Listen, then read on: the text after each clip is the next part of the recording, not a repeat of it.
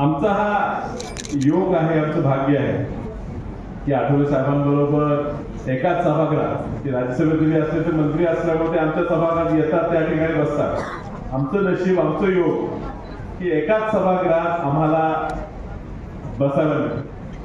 परवा एक महिला विधेयकावर चर्चा होती आणि अजून काही वक्ते बोलत होते.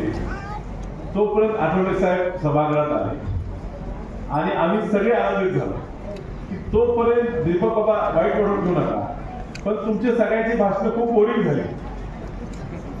त्यामुळे आता आठवले साहेब बोलतील आणि खऱ्या अर्थाने हा विधेयक का पास केला पाहिजे हे कदाचित आम्हाला सगळ्यांना समजून सांगतील आणि त्याच्याची प्रेरित होऊन चुकून आमचं बटन चुकीच्या ठिकाणी जाईल ह्याची आम्हाला भीती होती.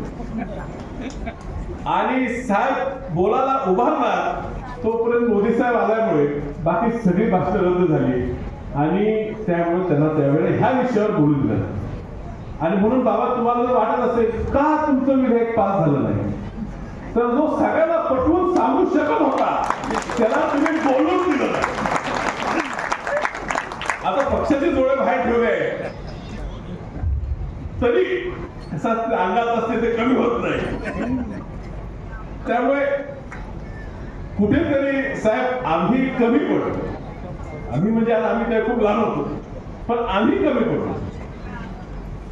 आंबेडकरी चळवळ पुढे नेण्याचं ह्या राज्यात प्रामाणिक, म्हणजे मी नेहमी म्हणतो मी प्रकाश आंबेडकर, बाळासाहेब आंबेडकरांचं खूप कौतुक करतो, पण ते त्या घरातले आहेत आणि स्वाभाविकपणे ती चळवळ पुढे नेली. मी वसंतदादांचा नातू आहे, वसंतदादांचा विचार मी पुढे नेला पाहिजे ह्यात काही शंका नाही.